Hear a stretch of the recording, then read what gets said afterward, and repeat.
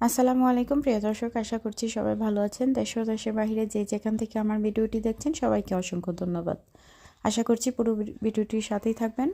আজকে আমি গ্রাম বাংলার খোলা আকাশের নিচে মুরগির মাংস রান্না করব আলু দিয়ে।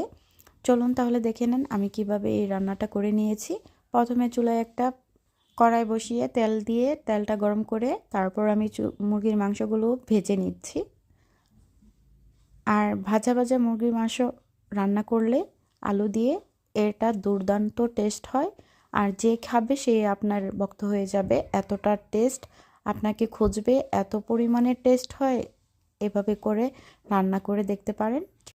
আপনারা চাইলে গ্যাসের চুলায়ও এই রান্নাটা রান্না করতে পারেন। আমি মাটির চুলায় রান্না করেছি, গ্রাম বাংলার ঐতিহ্য। এভাবে করে রান্না করলে এত টেস্ট হয়। গ্রাম বাংলার মানুষের রান্না কিন্তু এমনিতেই অনেক টেস্ট মাটির চুলায় রান্না করাতে। আর এভাবে করে যদি রান্না করি সেটা তো আরও দুর্দান্ত টেস্ট হয়। আমি কিন্তু মুরগির মাংসটা একটু লাল লাল করে ভেজে নিচ্ছি। এখন আমি এক পাশ হয়ে আসার পর উল্টে দিচ্ছি। ধোয়ার ঘ্রাণ আর টাটকা মাংস স্বাদ, এর স্বাদ যেন জিভে লেগে থাকার মতো। একদম ঘরোয়া রান্না, কম মশলা দিয়েই রান্নাটা করে নিচ্ছি। আর দেখতেই পাচ্ছেন কতটা সুন্দরভাবে আমি মুরগিটা ভেজে নিচ্ছি। মাংসটা ভাজা শেষ পর্যায়ে আমি এখন উল্টে পাল্টে এক সাইড করে একই প্যানে আমি আলুগুলো ভেজে নেব।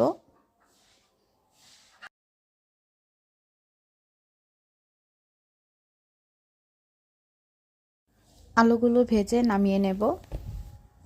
এখন আমি একই প্যানে দিয়ে দিচ্ছি পেঁয়াজ কুচি। পেঁয়াজটা হালকা বাদামি করে ভেজে নেব। যারা নতুন রাঁধুনি আছেন তারা আমার এই রেসিপিটা ফলো করতে পারেন। একদম কম মশলা দিয়ে আমি রান্নাটা করে নিচ্ছি। দিয়েছি তেজপাতা, দারচিনি, এলাচ দিয়ে একটু ভেজে নিচ্ছি। আর দিয়ে দিচ্ছি আদা বাটা 2 চা চামচ, রসুন বাটা 1 চা চামচ, জিরা বাটা 1 চা চামচ দিয়ে ভালো করে আমি মশলাটা ভেজে নিচ্ছি যেন মশলা থেকে কাঁচা কাঁচা গন্ধ না আসে। এখন অল্প পানি দিয়ে ভালো করে কষিয়ে নেব। আর এই পর্যায়ে দিয়ে দিচ্ছি হলুদ গুঁড়া আর দিয়ে দিচ্ছি মরিচ গুঁড়া।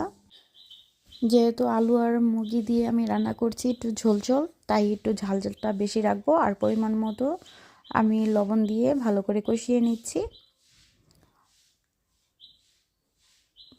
যারা মাটির চুলায় রান্না খেয়েছেন তারা অবশ্যই জানেন মাটির চুলায় রান্নার টেস্টটা কত বেশি হয়। তো দেখতে পাচ্ছেন ভালো করে আমি কষিয়ে নিয়েছি। কষানো শেষ পর্যায়ে এখন আমি দিয়ে দিচ্ছি ভেজে রাখা আলু আর মুরগির মাংসটা। এখন আমি মশলার সাথে ভালো করে মিলিয়ে নিচ্ছি। আমি ভালো করে কষিয়ে নিচ্ছি আবারও। আর এই পর্যায়ে কিছু পেঁয়াজ কুচি দিয়ে দিলাম। এভাবে করে রান্না করে দেখবেন কতটা টেস্টি হয়। তো বেশ কিছুক্ষণ আমি কষিয়ে নিয়েছি।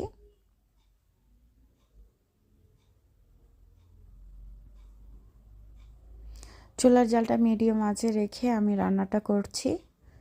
আপনারা সেম প্রসেসেই গ্যাসেও রান্না করতে পারেন।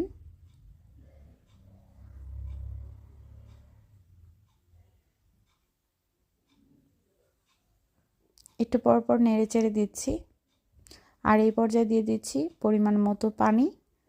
ঝোলের জন্য আমি পরিমাণ মতো পানি দিয়ে দিচ্ছি। এখন আমি চুলার জালটা হাই হিট দিয়ে জাল করে নিচ্ছি।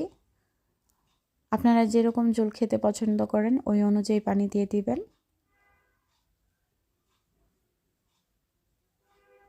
তো এখন আমি ঢাকনা দিয়ে কিছুক্ষণ জাল করে নেব। ঢাকনাটাও তুলে এখন নেড়ে চেড়ে দিচ্ছি। খোলা আকাশের নিচে ধোঁয়া ওঠা রান্না, তো খেতে অসম্ভব টেস্ট হয়। আর এখন দিয়ে দিচ্ছি কয়েকটা কাঁচামরিচ। আবারও ঢাকনা দিয়ে ঢেকে দিচ্ছি যেন কাঁচামরিচের ফ্লেভারটা মাংসের মধ্যে চলে যায়। তো এর জন্য আবার ঢাকনাটা তুলে এখন একটু নেড়ে চেড়ে দিচ্ছি। একদম আলুটা সিদ্ধ হয়ে গিয়েছে, পারফেক্ট হয়েছে। তো আরও কিছুক্ষণ জাল করে নিব। ঝোলটা আমি মাখা মাখা রাখবো। তার জন্য একটু জাল করে নিচ্ছি আরও। আর আপনারা যদি বেশি ঝোল খেতে পছন্দ করেন তাহলে এই পর্যায়ে নামিয়ে নিতে পারেন, পরিবেশন করতে পারেন গরম গরম ভাতের সাথে। তো আমার রান্নাটা শেষ পর্যায়ে, এখন আমি নামিয়ে নিচ্ছি। আর এই পর্যায়ে দিয়ে দিচ্ছি জিরা গুঁড়া, দিয়ে পরিবেশন করে দেখিয়ে দিচ্ছি।